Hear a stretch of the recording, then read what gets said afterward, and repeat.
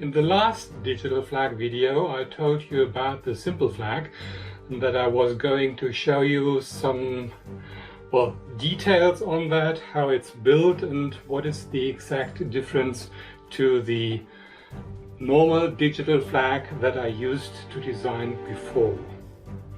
Now let us go into some details. The digital flag was from the beginning designed as standalone version, which means it would also operate as a standalone model without any network, and everything should be controlled over the control box, which means push buttons, OLED display, so that everything would become visible. I designed it that way in a couple of acrylic tubes, which made it look very nice, of course, but also distribute the lights to be seen over some meters, and the light would also just, you see that now, would reflect in these acrylic tubes to have a certain light effect. Of course, this is more complex, as you need to have these kind of acrylic tubes cut to size.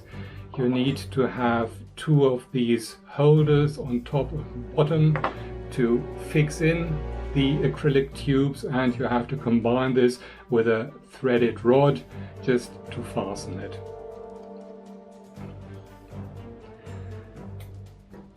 For the simple version of the flag, which is more or less only a network version without being able to be operated, you just have to switch it on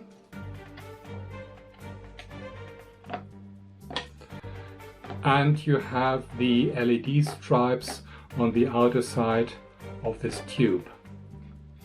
So what you need, more or less, is just a kind of drain tube, no pressure. I took one that has 50 millimeters inside. That's a German standard measure, but of course according to your local devices you could modify that. And there are also some plugs for that, which you could put on top or even on the bottom. For the older flags or former design, I had this kind of stand.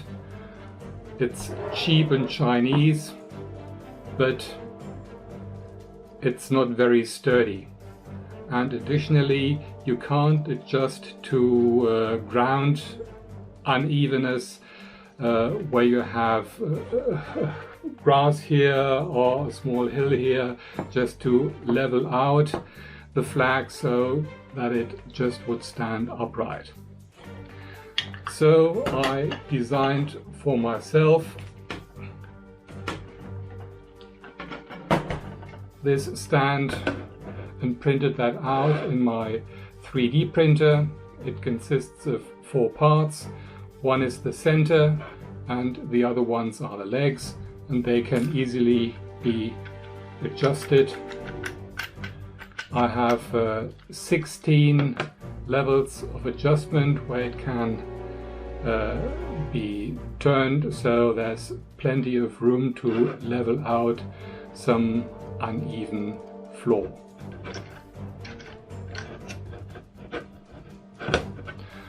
The bolts are secured here in a hole, which is also hexagon, and you have the wing nuts, so that's pretty sturdy. I put some kilos on it. It was 5 kilos I tried, and it still was standing very firm and sturdy.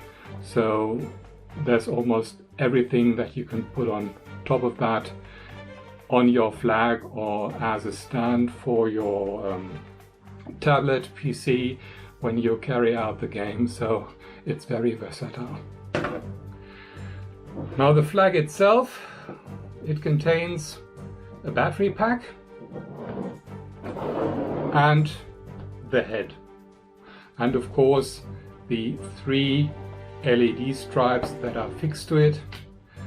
These are normal LED stripes, 30 LEDs per meter. So for the flag, as you need 30 LEDs, 3 times 10, you just need 1 meter, and they are just glued to the surface. I put 3 holes in it in an angle of 120 degrees. I think it was 4 millimeters or 5, I don't remind that anymore, but it's pretty easy to carry out. The cap can be removed easily too. So I have the connection to the battery pack, and I have the connection to the LED stripe, 3 contacts, and inside you just have the ESP8266. You have the IR sensor and you have the switch. So you can either take this kind of cap, which is normal standard for drain pipes, or you could take something which was created in 3D, which has the additional feature that the ESP fits in here firmly. You can put it through to allow the Wi-Fi antenna to be visible. I think it might could get better reception of signal, but I didn't try that out. And of course you don't have to drill a hole in. You can put in a hole for the IR receiver and for the switch, so that you don't need to cut anything. And of course you can squeeze this one and you can't squeeze that one because that's very sturdy. So the only thing of course you have to do is do some kind of welding, but as we have a limited amount of ingredients for this flag, you don't have to weld too much. So for the ESP you just have power, you have the LED strip and you have the IR sensor, and so you don't need to do as much welding and crimping as, let's say, for the control box of the big flag. What the price for that? I think if you take 1 meter of LED stripes, it's about 1 to 2 euros. Depends on how much you buy and where you buy it. Then the pipe itself, it's about 2 euros. These caps are about 50 cents.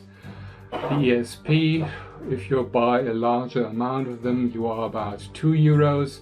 Then you have the IR sensor, which is about 50 cents. The switch is about 5 cents. So taking that together, you have under 10 euros for the flag. If you take a stand like this and just put a threaded rod into that, it's just, let's say, 1 euro more. If you decide to do this kind of stand, this is about 3 euros in material cost, then you are around 12 euros for this complete simple flag. I think that's a good alternative if you decide to make the flags network capable and just address them over the Wi-Fi, as we don't need the complex flags anymore doing this. I think it's also easy to fabricate. You don't have to use too much tools or too much knowledge in manufacturing.